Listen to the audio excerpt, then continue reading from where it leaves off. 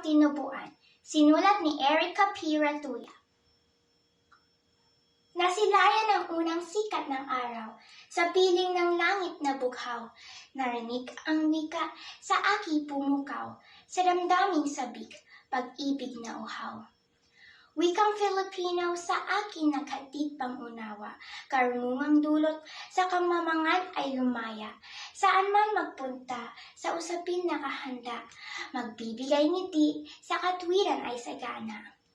Ngunit bakit tila pagpapaunlad sa wika, na wala ng saysay, sa dayuhan humanga?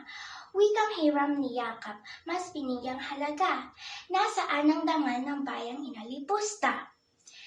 Wikang magbubuklod sana sa bawat mithiin ng mga Pilipinong tikim ng alalahanin.